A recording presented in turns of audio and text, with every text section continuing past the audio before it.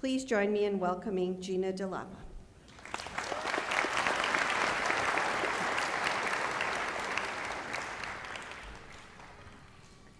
Remember when you first fell in love with culinary arts, or graphic design, or web design?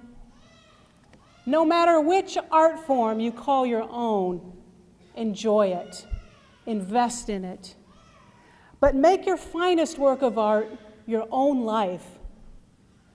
Scott Adams said, "Creativity is allowing yourself to make mistakes. Art is knowing which ones to keep." Let me share the true story of a young man named Jimmy who made a lot of mistakes but found a few he could keep. Maybe you'll relate and find some inspiration. The summer he turned 16, Jimmy went to work full-time in the restaurant business, and by the end of that summer, he was hooked. Like you, perhaps, he was going to be the first in his family to go to college, but he got turned down. So he applied to a 2-year college, and he got turned down. Finally, the college president said, "Okay, kid, you've got 1 term to prove yourself." And he did. A few years later, he graduated deeply in debt with a 4-year degree in hotel restaurant management. And while he was in school, he fell in love. At the wedding, someone said, "It'll never last." Wasn't me. Over the next 6 years, Jimmy went through 5 jobs. The last one was the worst. During dinner at the restaurant where he worked, on his one night off, the boss marched up to his table and just ripped him to shreds in front of his wife and their friends. Meanwhile, Jimmy's doctor is telling him, "You are exactly the kind of person who will have a heart attack before age 40. Okay, now raise your hand if you're thinking, "Glad I'm not that guy." I agree. But that's not the end of the story.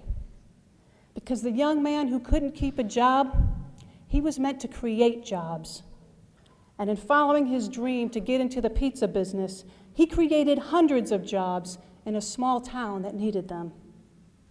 Long before he became successful, he helped others. And when he became successful, he went back to that 2-year college to name a scholarship for the president who gave him a chance when his whole future was on the line. How do you make your life a work of art?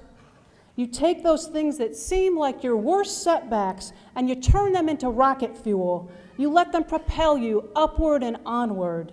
You don't let anyone steal your dreams.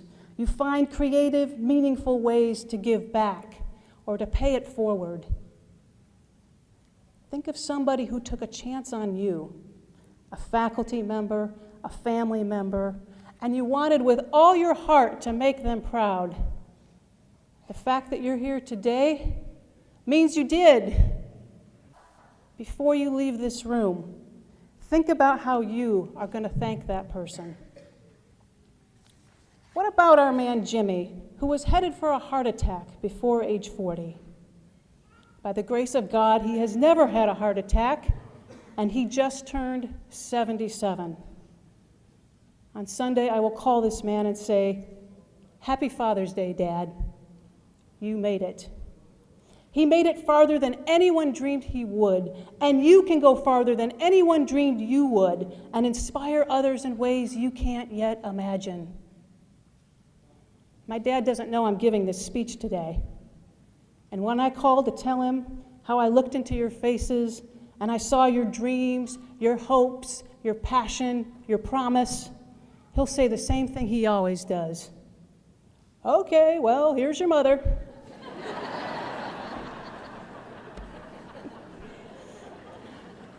Which reminds me, to that wedding guest who said my parents would never last, ha!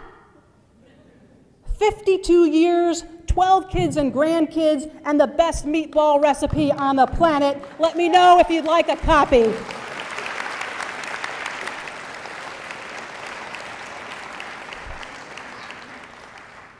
As my mother likes to say, we may not have it all together, but together we have it all.